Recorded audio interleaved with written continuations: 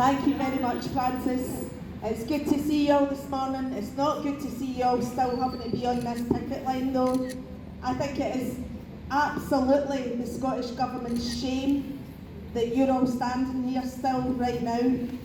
We have told them and told them and told them that there's no point in them throwing a bit sorting things out with the NHS staff. There's no point in them telling us they've sorted out the local government staff if they cannot sort out the workers in further education.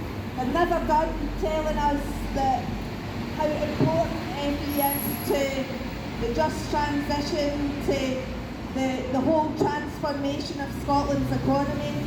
And it is absolutely essential further education, but until they are actually prepared to fund the workforce and fund it properly, then we have got severe problems with how they are proceeding, and they cannot claim to be in any way championing public services if they don't take seriously the needs of FE and the needs of FE workers.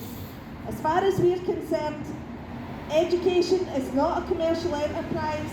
It is a right for working people. It's a class issue because it's working class people that use further education institutions, and it's working class people that deliver that education.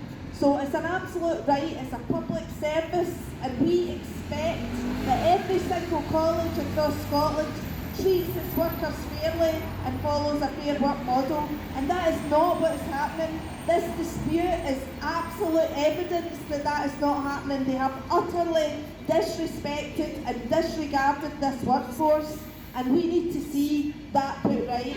So every single meeting, I can assure you, that we're having with the Scottish Government right now that talks about the economy, just transition, public services or fair work, we are saying, what about FE? How can you sit there and justify what you're saying if you're not going to get FE sorted?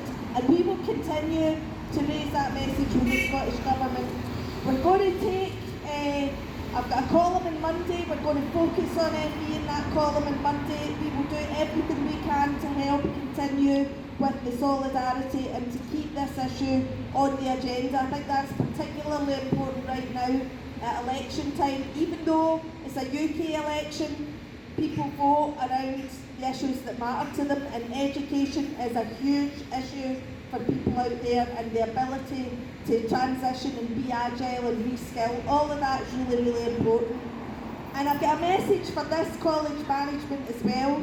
If you think that you can get away with shutting trade union education down and shutting down our trade union education centre, then you better start thinking again. You're not going to take that line down, we're not going to accept it, and as far as I'm concerned, I think they're just doing this as a punishment to the workforce and to the trade union movement for daring to stand up and demand decent paying conditions and jobs and a sensible plan. The way that college management has acted in this institution and many others is daylight robbery, and it has to stop. We actually have to get a handle on the levels of pay these people think they can pay themselves, on the way that they conduct their business. It has no place in the delivery of a modern public sector education system. So we need fundamental reform of how FE is funded, and we need to get a grip of these college managers who think they can act with impunity.